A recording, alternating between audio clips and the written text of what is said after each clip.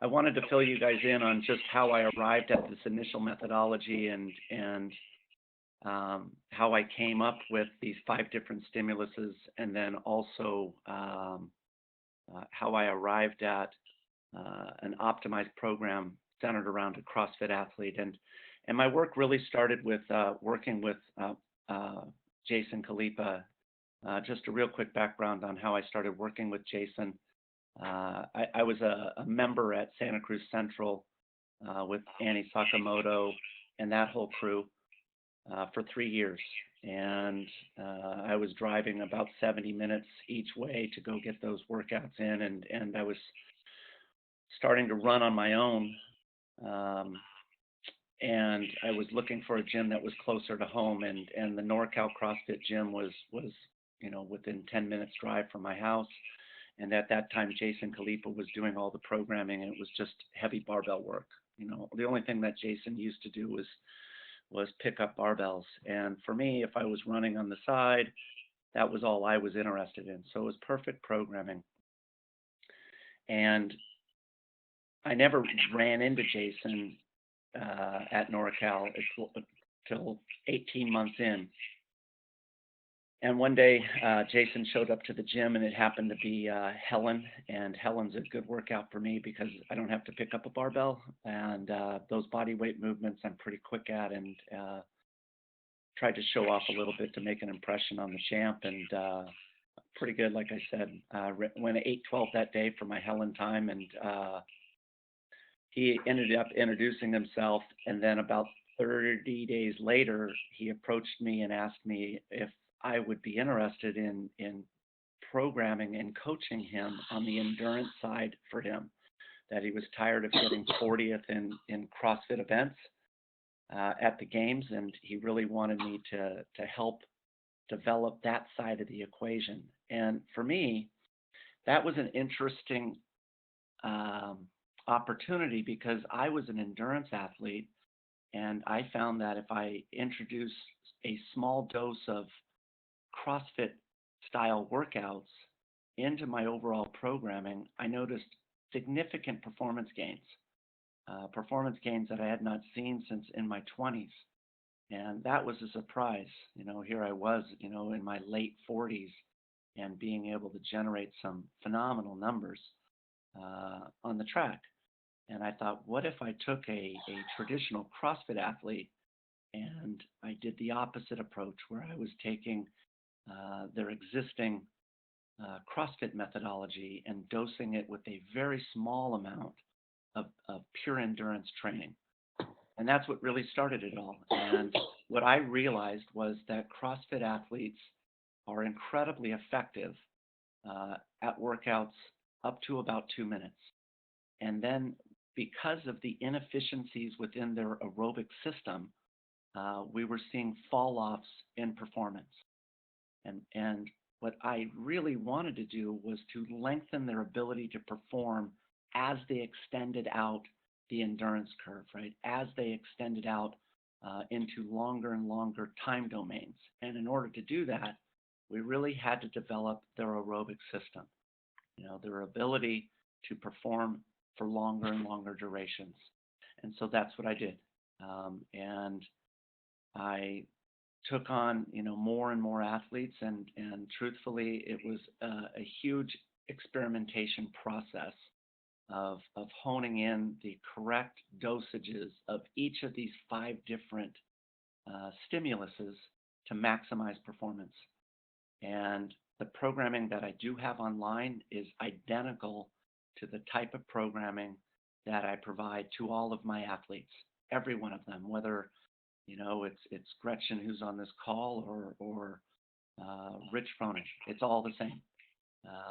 It follows the same pattern. And what I wanted to do is just dive into it a little bit deeper so that you understand what I'm trying to achieve. And so when you encounter a particular workout, you will know where it falls into the overall equation and you understand what the value of that is. So I was thinking if I just go through a just a small just presentation and we'll get through this in about 10 minutes and then we can just ask questions afterwards.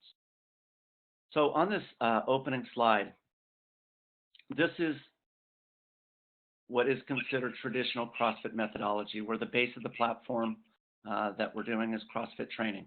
And this was typical of most games level athletes that I would come across. They would have their CrossFit training, and if they wanted to help incorporate more endurance type of work, they would go to the track and they would run a 400 as fast as they possibly could. They would take a small amount of rest, and then they would do another one as fast as they possibly could. And by the time they got to the third one, they were done. And that was the endurance type training that they would do.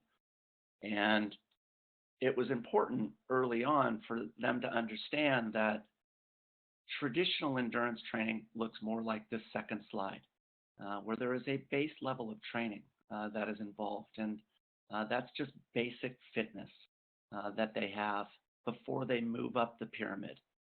And there is this misconception in the CrossFit community about how endurance athletes train, where they just gradually stack on from base level training higher and higher levels of intensity until they get to their peak, which really is their targeted race performance. And that's just not the case. The way common endurance training is done today is you run in parallel general endurance training, what we call long, slow distance training, base level training, and then we also run speed in parallel. It is true that if you work on long, slow distance, you become long and slow.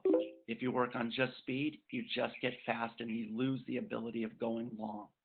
So you always, in any endurance type of a program, whether it's rowing, swimming, running, bike riding, you run your endurance side and your speed side in parallel.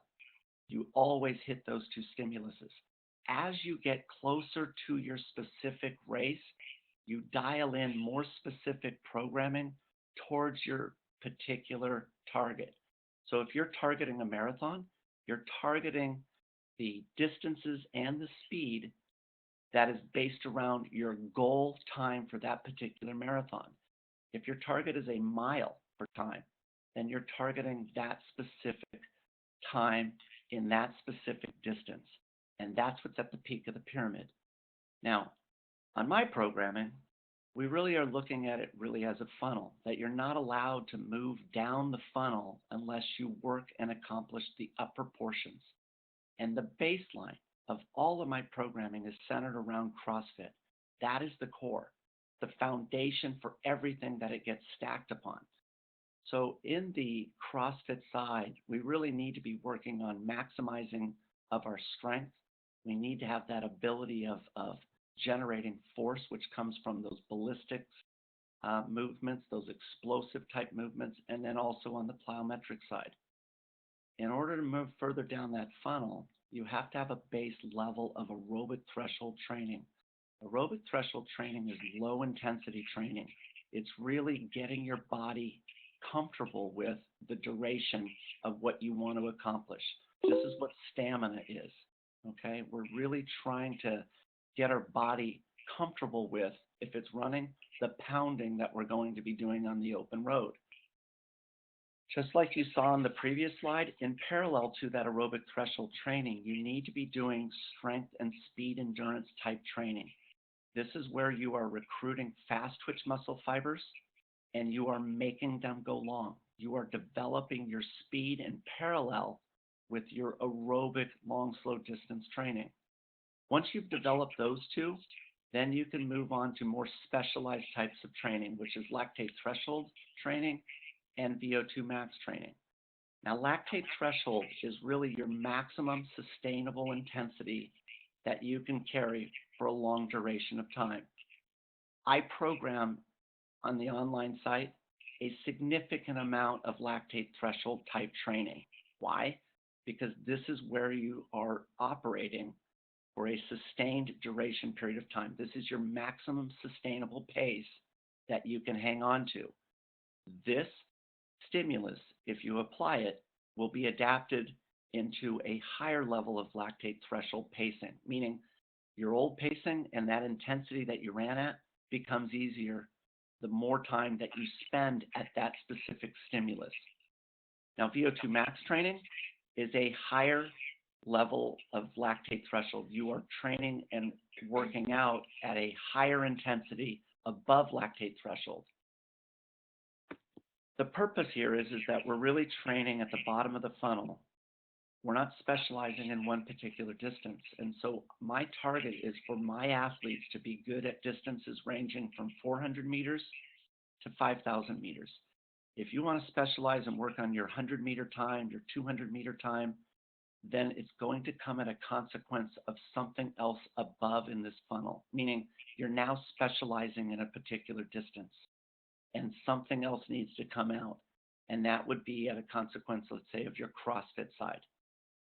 Same thing if you want to focus on doing 10,000 meters or a half marathon or a marathon. You are now starting to specialize and you are outside of the scope of what really my target is, and that is general overall fitness between 400 meters and 5,000 meters.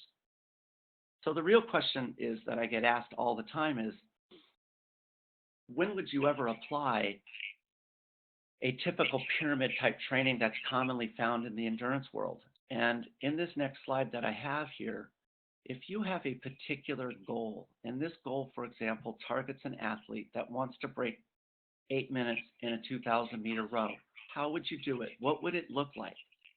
So as I mentioned earlier, you're building your base and you're doing your general endurance on one side of the equation, and you are working on your speed, strength, power on the other side of the equation.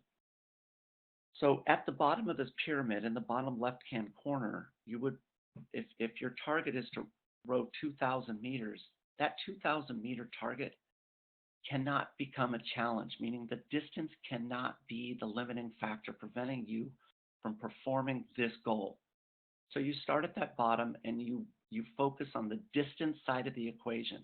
That's why 10,000 meters, and really at that target pace at 230 to 236 per 500 is a very manageable pace. The challenge will be whether or not you can row to 10,000.